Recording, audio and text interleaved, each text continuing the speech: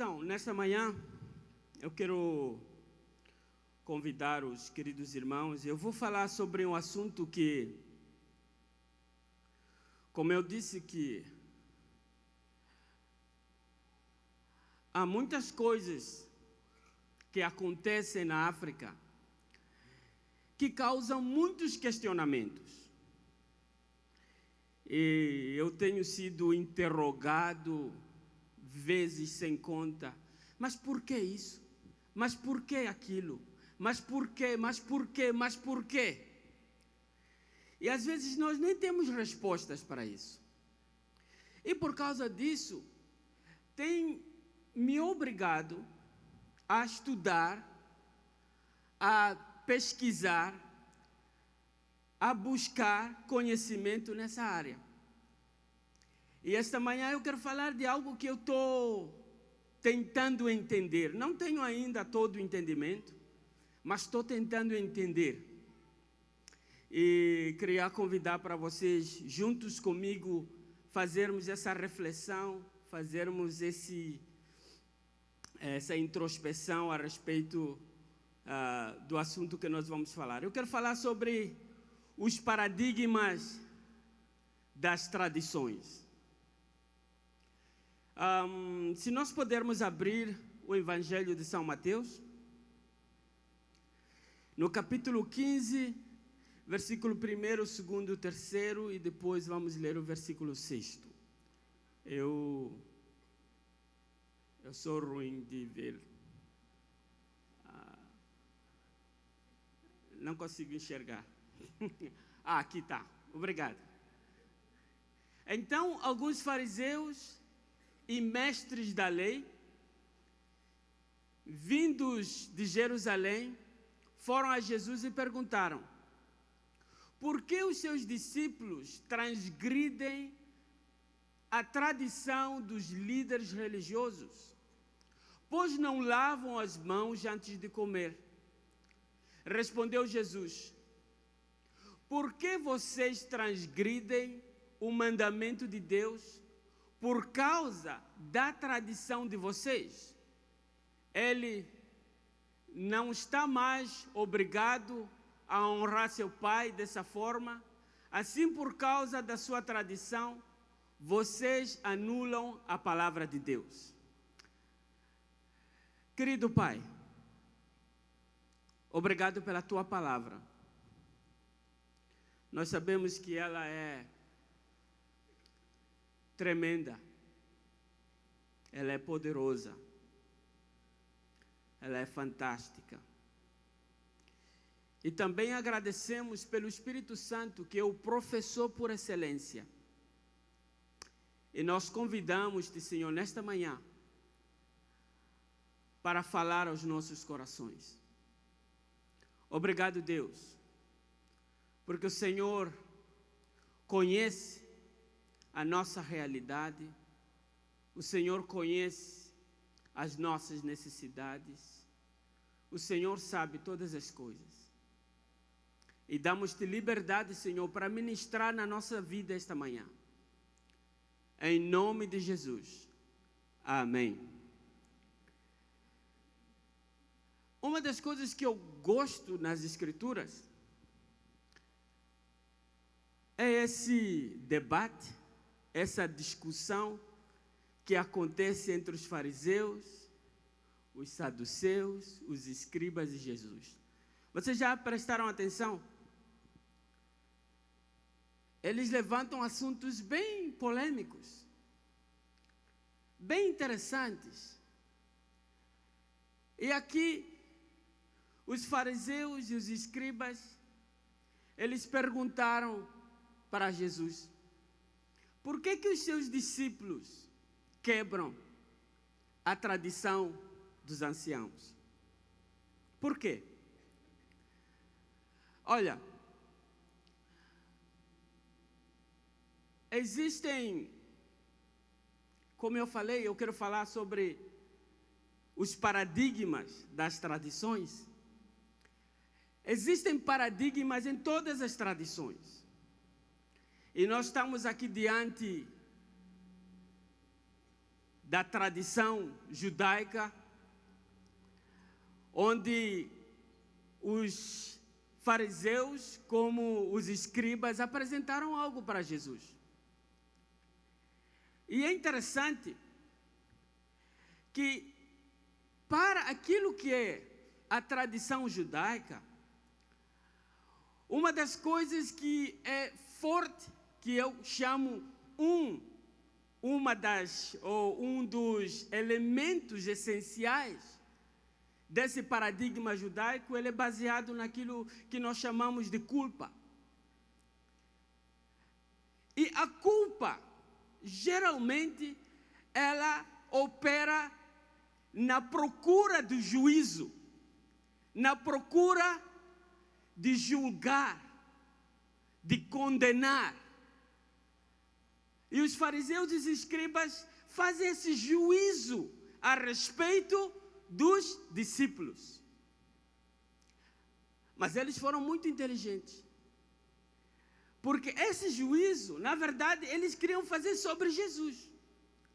Porém, não se sentiram na autoridade, nem na legitimidade para fazer tal coisa. E o que eles fizeram? Eles atacaram os discípulos. E eles fizeram esse juízo a respeito dos discípulos. Por que os discípulos quebram a tradição dos anciãos? Então, hoje eu quero falar sobre os 3 principais paradigmas das tradições que existem nas sociedades a qual nós estamos inseridos. Então, vou convidar os irmãos para irmos para o livro de Gênesis, capítulo 3, versículos 6 até 11. Quando a mulher viu que a árvore parecia agradável ao paladar, era atraente aos olhos, e além disso, desejável para dela se obter discernimento, tomou do seu fruto, comeu e deu ao seu marido, que comeu também. Os olhos dos dois se abriram e perceberam que estavam nus. Então juntaram folhas de figueira para cobrir-se. Ouvindo o homem a sua mulher, os passos do Senhor Deus que andava pelo jardim, quando soprava a brisa do dia, esconderam-se da presença do Senhor Deus entre as árvores do jardim. Mas o Senhor Deus chamou o homem e perguntando: onde está você? Ele respondeu: ouvi teus passos no jardim e fiquei com medo, porque estava nu, por isso me escondi. E Deus perguntou: quem lhe disse que você estava nu? Você comeu do fruto da árvore do qual lhe proibi comer?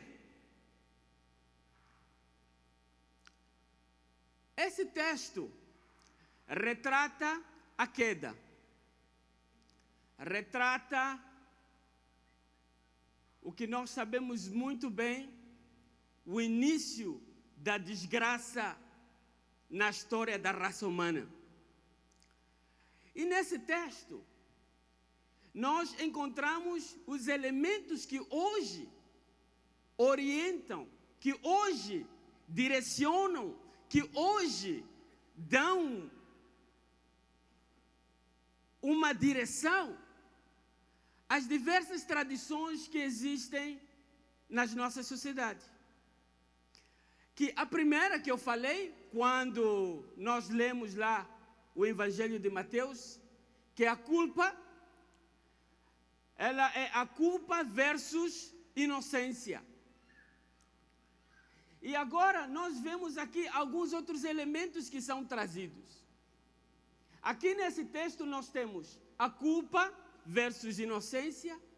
Nesse texto nós temos a vergonha versus honra. E temos também aquilo que nós chamamos medo versus poder. Esses são os 3 paradigmas que orientam muitas tradições na sociedade em qual nós estamos inseridos. É muito interessante que quando nós temos estes óculos, desses paradigmas aqui que eu acabei de falar, quando você tem um óculos da culpa versus inocência, ou quando você tem os óculos da vergonha versus honra, ou quando você tem os óculos do medo versus poder, elas vão trazer uma direção, uma orientação sobre certos comportamentos que nós temos no meio a qual estamos inseridos. E é interessante que esses elementos ajudam-nos a compreender algo que muitas vezes as academias, eles procuram defender essa ideia de que eles é quem ajudam as pessoas a respeito do saber ser, saber estar e saber fazer. Muitas vezes as academias, eles dizem, nós proporcionamos, nós oferecemos o saber ser, o saber estar e o saber fazer. Quando nós olhamos para esse texto, nós achamos algo interessante. A busca do homem pelo saber ser, pelo saber estar e pelo saber fazer, levou o homem a ter uma experiência difícil. Lá nesse texto que nós acabamos de ler, o que o homem faz? Ele quis ser como Deus. Quer dizer, ele teve dificuldades a respeito da sua identidade. E o inimigo trouxe uma oportunidade para ele realmente cogitar a possibilidade de buscar uma outra identidade. E não só. Também trouxe algo interessante a respeito do saber estar. A postura, o posicionamento. O homem estava numa situação de vantagem. Ele se achou numa condição de vantagem. E por essa razão, o que ele fez? Ele fez. Ele experimentou. Em outras palavras, Gênesis vai nos ajudar a entender a coisa como nós temos ali o elemento do saber ser, nós temos ali o elemento do o desejar ter e o desejar uma experiência. E o homem fez isso. Ele desejou ser como Deus, ele desejou ter alguma coisa e ele experimentou da árvore, do fruto, não é? Da árvore da ciência do bem e do mal. Bem, esses são as bases, os pressupostos daquilo que eu quero desenvolver adiante. A minha pergunta nesta manhã é: o que faz você fazer o que você faz? O que faz você pensar do jeito que você pensa? Quais são os paradigmas que orientam a sua forma de fazer as coisas, a sua forma de pensar?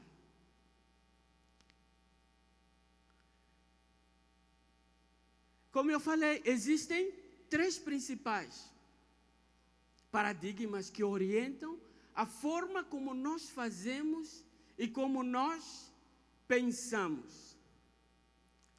A primeira que eu falei, se vocês podem ver, é a culpa versus inocência. Quem opera neste paradigma, acontece o seguinte: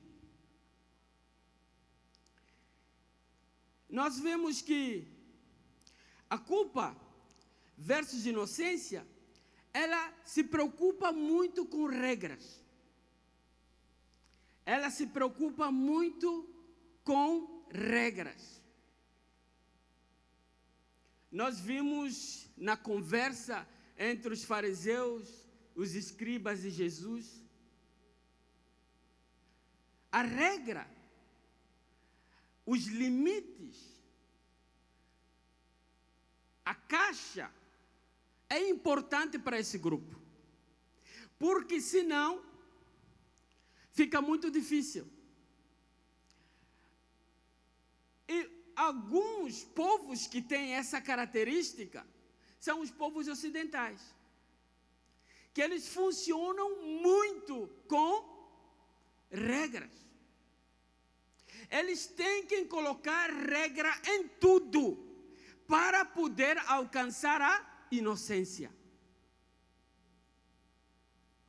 Você sem lei, você não pode se achar inocente.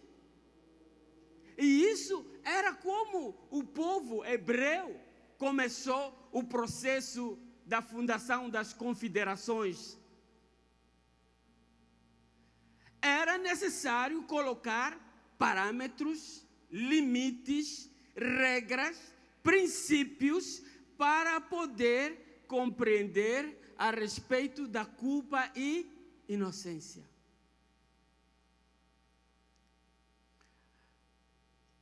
Os povos que operam nesses paradigmas são muito e muito julgadores. Fazem juízo de tudo. Chega na África, mas por que você está fazendo assim? Isso está errado, não é assim. Chega aqui no Brasil, não, as coisas não são assim. Deve ser assim, assim, assim, assim, assim. E sempre tem que encontrar um princípio, uma lei, um valor, da qual ajuda ele a sair daquele lugar da culpa e se achar inocente.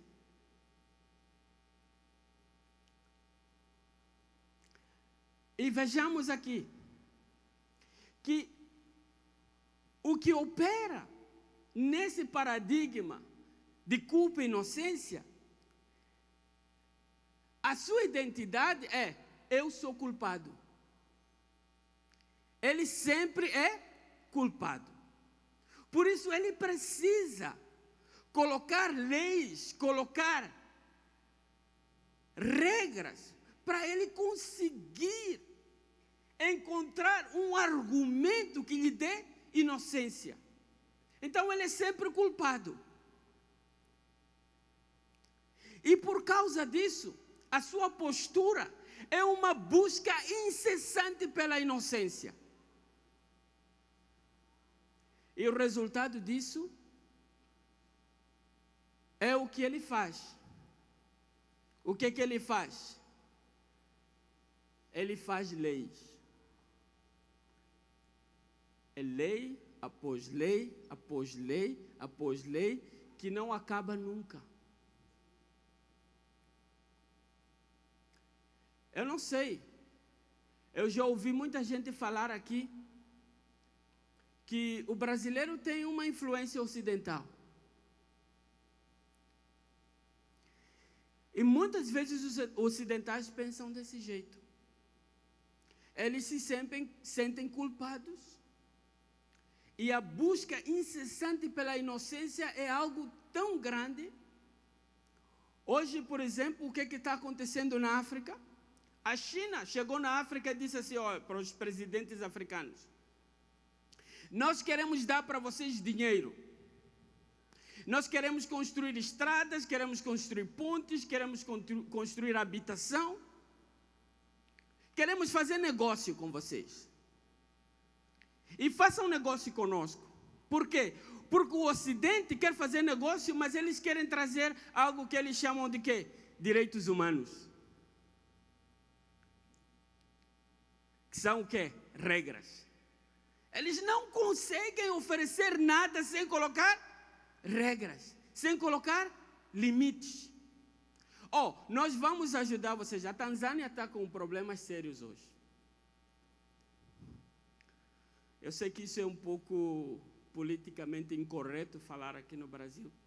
Mas a Tanzânia, eles fizeram passar uma lei em que todo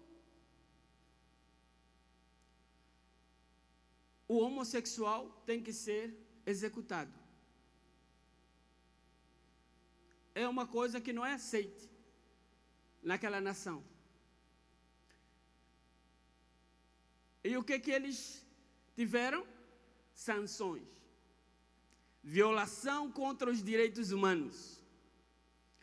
E a Tanzânia está sancionada e não pode receber ajuda financeira do Banco Mundial, do Fundo Monetário Internacional, enfim, as outras entidades financeiras que existem. É sempre colocando o quê? Lei, que a coisa funciona. Eu não sei como você vive. Talvez temos pessoas aqui que precisam muito disso, não é? Lei, lei, lei, lei, lei. Em busca de quê? Inocência. Vamos falar sobre o segundo, que é o paradigma vergonha versus honra. No livro de Gênesis 34:14, nós encontramos algo interessante. Disseram: não podemos fazer isso. Jamais entregaremos nossa irmã a um homem que não seja circuncidado. Seria uma vergonha para nós. Todas as comunidades, todas as sociedades que elas operam no paradigma vergonhas versus honra, é interessante que o epicentro dos acontecimentos está na família. O valor da família é extremamente alto.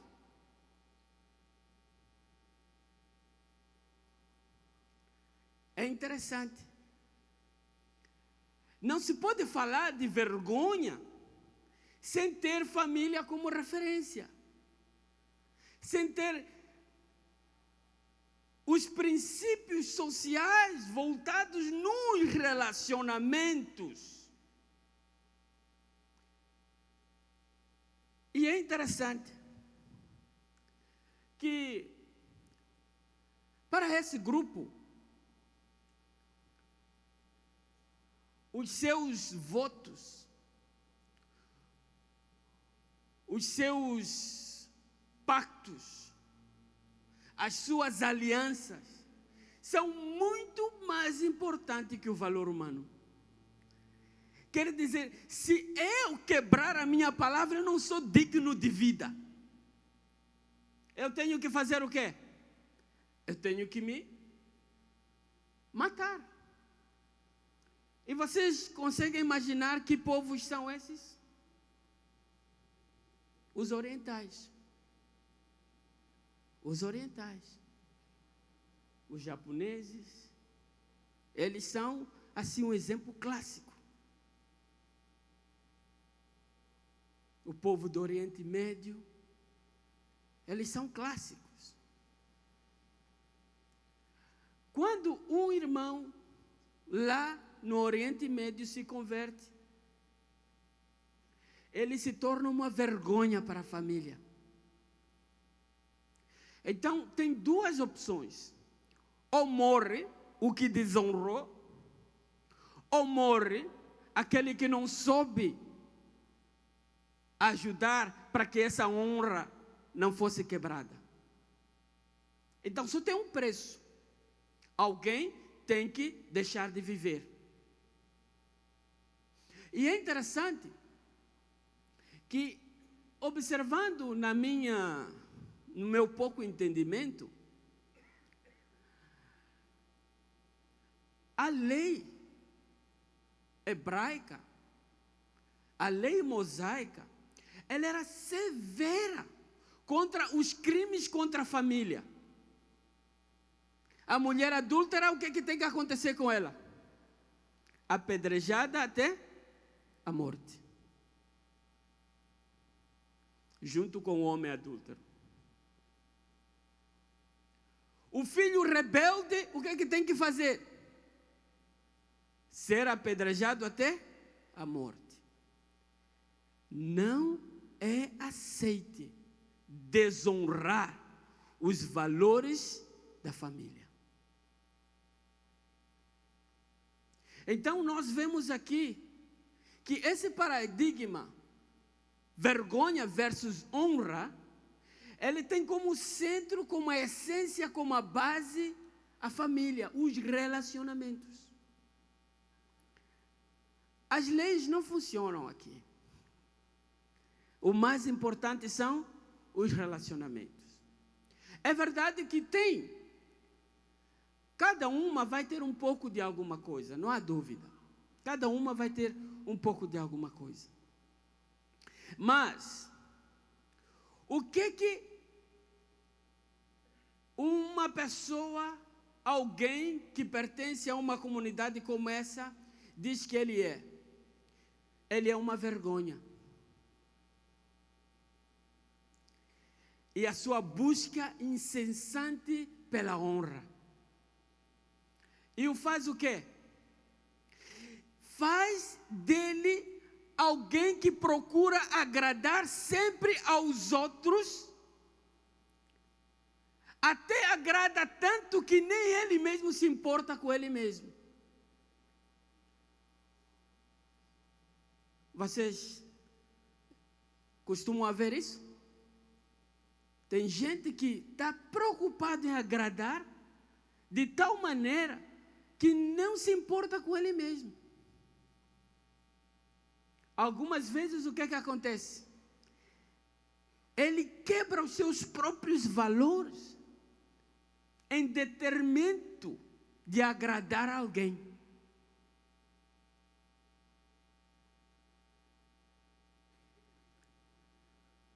Como você é? Por que você faz o que você faz? Porque você pensa do jeito que você pensa. Você está inserido nesse grupo? O terceiro elemento é o que eu mais sei. Essa é a minha praia. Esse é o lugar onde eu vou tomar mais tempo para explorar, porque é o meu terreno, que é o paradigma medo versus poder. No medo versus poder, eu me apoiei no livro de Efésios, capítulo 6, versos 10 a 12. Finalmente, fortaleçam-se no Senhor e no seu forte poder. Vistam toda a armadura de Deus para poderem ficar firmes contra as ciladas do diabo, pois a nossa luta não é contra seres humanos, mas contra os poderes e autoridades, contra os dominadores deste mundo de trevas, contra as forças espirituais do mal nas regiões celestiais. Disse um pensador, eu gosto muito dele, ele é indiano, ele chama-se Vishal Mangalwadi. O Vishal disse assim: o cristianismo trouxe mais misticismo. Ele se refere à Índia, mas eu vou usar o contexto africano. Trouxe mais misticismo na África do que a própria religião tradicional africana. Essa é uma escritura. Mas quando eu leio isso aqui, sabe o que me vê? É um respaldo da minha crença mística, a qual eu convivo com ela todos os dias.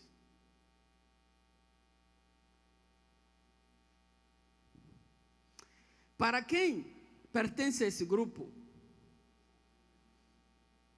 essa é uma cultura de guerra, de violência. muitos se perguntam, como é possível que o maior avivamento da África, nos anos 50, aconteceu na região dos Grandes Lagos e como o epicentro, o Ruanda. E o Ruanda foi o país que maior genocídio humano jamais visto na história da humanidade aconteceu. Que bárbara violência. Interessante.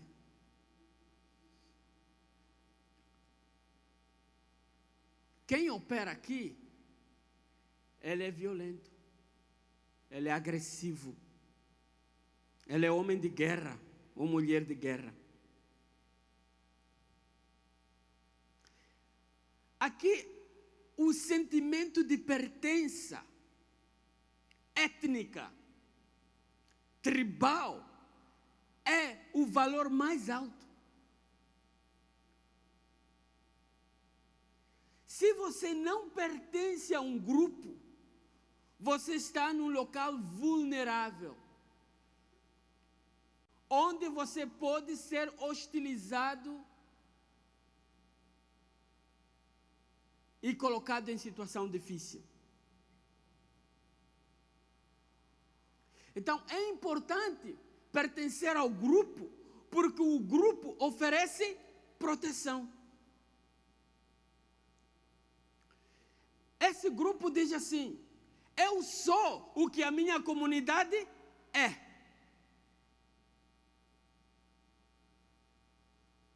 Ele não pode ser diferente da sua comunidade. E hoje nós temos o Ocidente trazendo democracia na África. E a democracia baseada naquilo que nós chamamos de one man, one vote. One man, one vote, isso é um paradigma voltado para aquela cultura que é individualista. Esse povo aqui não é individualista, ele é um grupo. Você não pode ser individualista. Se você é individualista, o que vai acontecer? Você está trazendo maldição, você está sendo agente da ação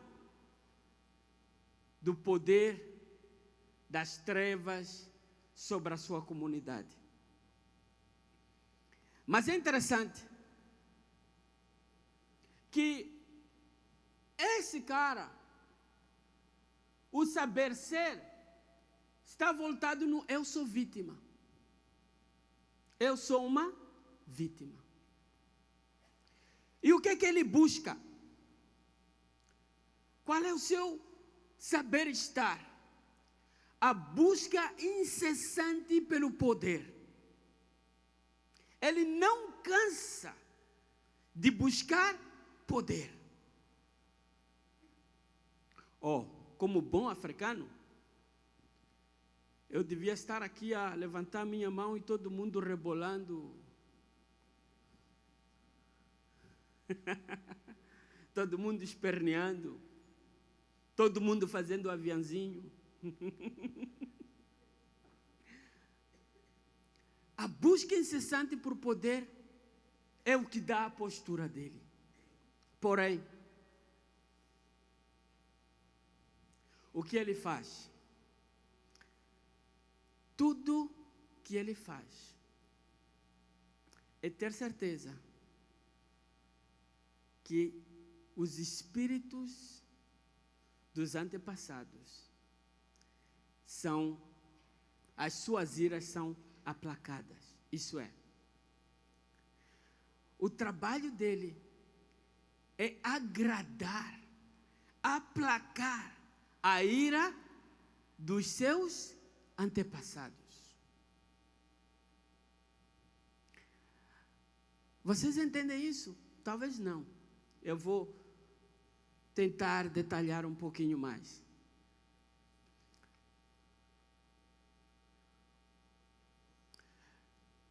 Nós acreditamos que tudo que acontece no mundo físico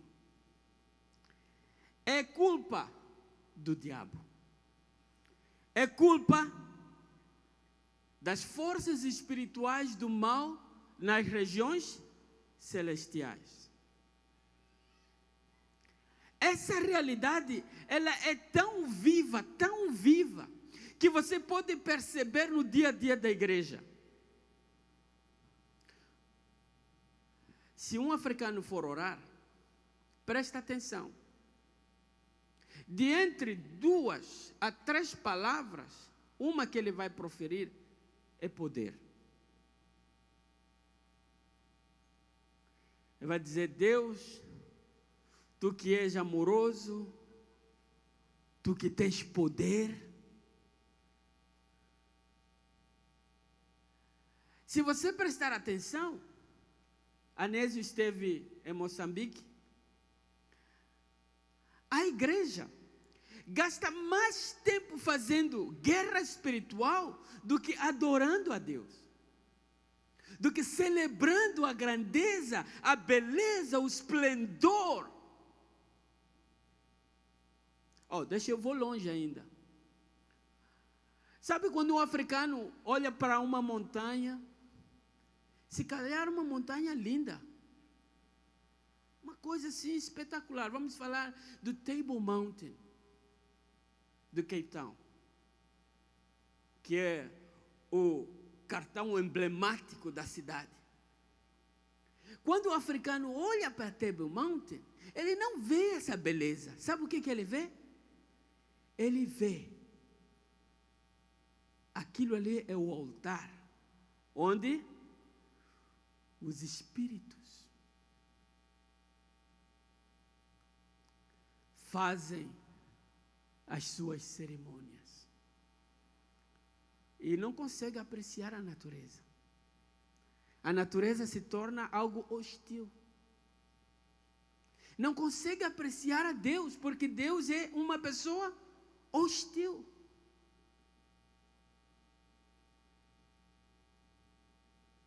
Estamos juntos? E eu sei que existe muita influência africana no Brasil. Muita. Como você pensa? Que todos os seus problemas, a culpa é do diabo? Que todos os seus fracassos são produto da conspiração? Interessante. Então, esses 3 paradigmas, eles vão dar uma orientação, um norteio, uma direção a respeito como nós vemos o dia a dia a qual nós estamos inseridos na sociedade onde nós estamos. Como eu disse, eu quero falar um pouco mais sobre o medo versus poder. É algo interessante que o medo causa no africano uma coisa que eu chamo a vida é cíclica. Sabe o que é a vida cíclica? De tanto medo que o africano tem, ele entra num ciclo vicioso, contínuo, que não tem fim. Eu não sei se essa canção foi composta aqui no Brasil ou lá na África, mas tem um certo músico que diz assim: juro palavra de honra, sinceramente, vou morrer assim. Isso é, eu nasci assim e vou morrer assim. Porque as tradições, os costumes são tão importantes que ninguém quer quebrar esse ciclo. O quebrar esse ciclo, o que gera? Gera vulnerabilidade, riscos para a comunidade. Então todo mundo entra onde? Nesse ciclo vicioso. Por que o problema da pobreza na África é extrema, com tanto investimento feito na África. Por quê? Porque há um ciclo vicioso de pobreza. Você não arrisca. Você tem medo. Com a vida é cíclica. Muitas coisas nós vamos começar a perceber nos comportamentos e na forma de ser do africano. A vida é cíclica. Cria uma situação contínua e constante da busca do conhecimento, do entendimento em forma oral. Então, é tudo na oralidade. A escrita, a leitura não fazem parte da cultura. É somente a oralidade. E a oralidade, junto, ela traz algo interessante na cultura, que é, se nós prestarmos atenção, nós vamos perceber que a África, ou os africanos, eles não são lógicos, eles não são racionais, eles não são metódicos, eles não são sistemáticos, eles são intuitivos e afetivos.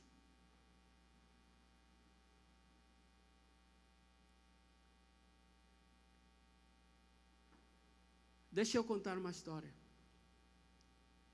Eu disse, olha, vocês querem entender a diferença entre África e o Ocidente? Vejam o seguinte cenário.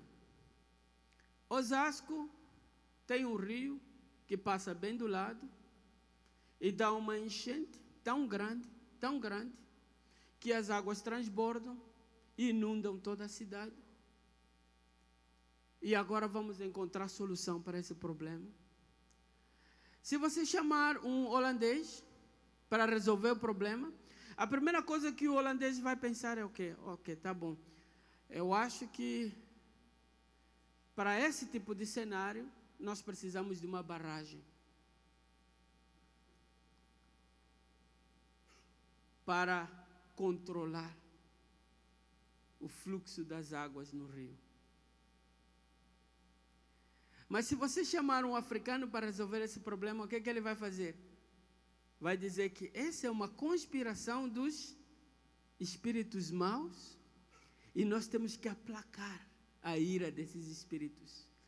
E como se resolve? Ofertando.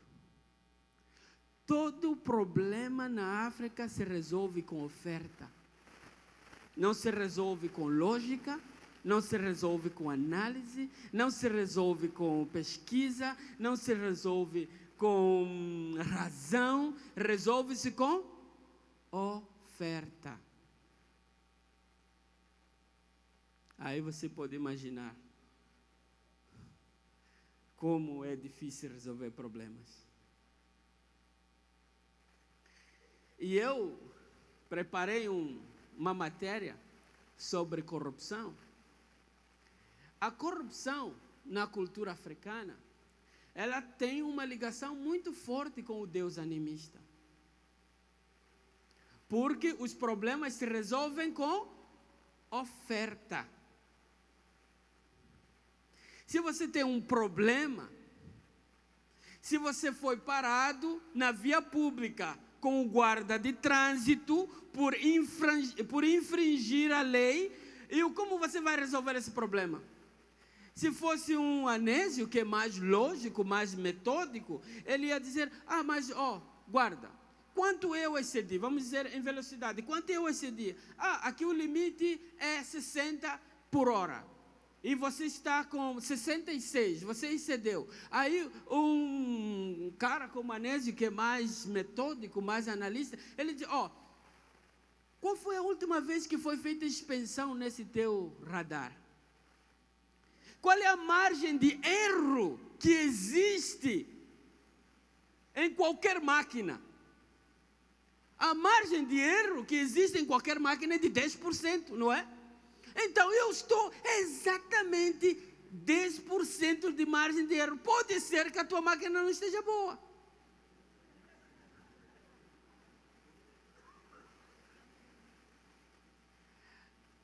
Mas Francisco vai dizer assim: oh, desculpa, guarda, me perdoe.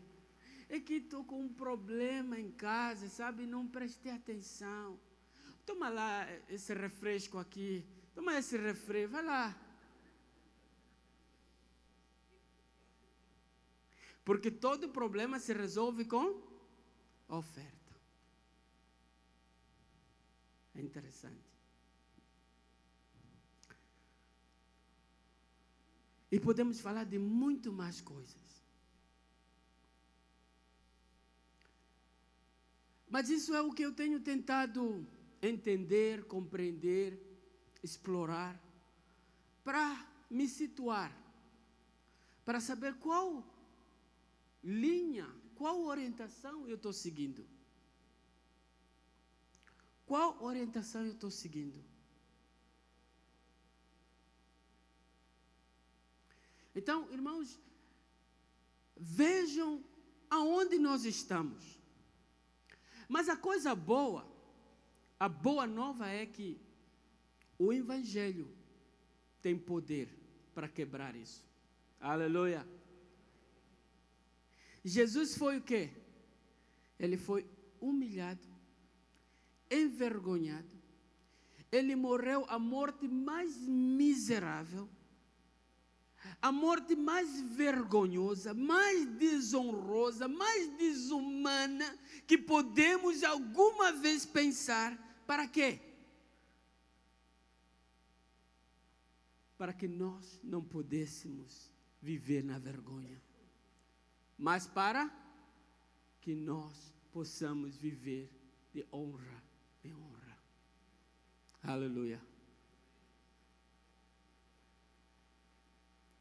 Jesus, ele levou toda a culpa, tudo que você pode imaginar que seja a culpa de algum ser humano. Imagina a culpa do Adolf Hitler. Jesus levou. Jesus levou. Para quê? Para que Adolf Hitler não fosse achado culpado. Mas ele achasse o quê? A sua inocência.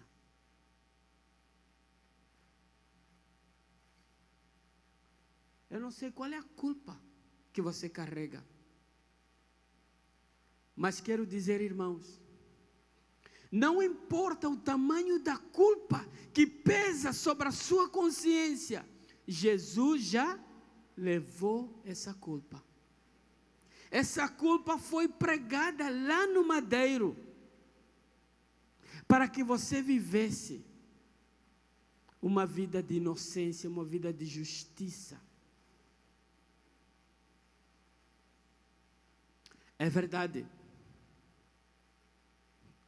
que precisamos cuidar. E às vezes nós, por tanto cuidado, por tanto zelo, acabamos voltando para esse ciclismo da culpa. Mas não importa a culpa que você tenha, irmão. Não importa, irmã. Não importa. Essa culpa já foi levada e foi pregada no madeiro. Aleluia. Glória a Deus. Não sei qual o medo que nós temos. Hoje, eu percebi que o Brasil vive num suspense. Todos estão com medo de investir porque não sabem o que vai acontecer com a economia. Todos estão com medo de aventurar nessa área econômica. Está todo mundo segurando.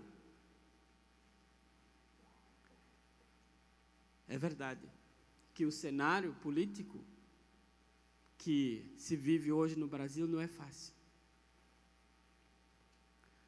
Mas Jesus nos livrou de todo medo.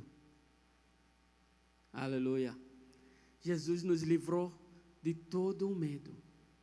Eu não sei se você tem medo de alguma maldição, de algum encantamento.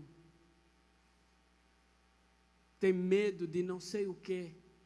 Mas nós sabemos que Jesus, ele disse lá em Mateus, não é? 28, 17 e 19, disse que eis que todo o poder me foi dado. Aleluia. Eis que todo o poder me foi dado. Para quê? Né? Ele disse, vá, e vocês, não em Mateus já, eu penso que é em Marcos, que ele vai falar que vocês podem pisar em quê? Serpentes. Vocês podem beber veneno.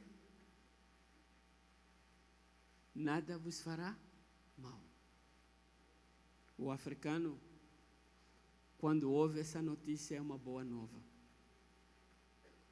Porque sabemos que ninguém tem maior poder do que o nosso Senhor Jesus. Aleluia.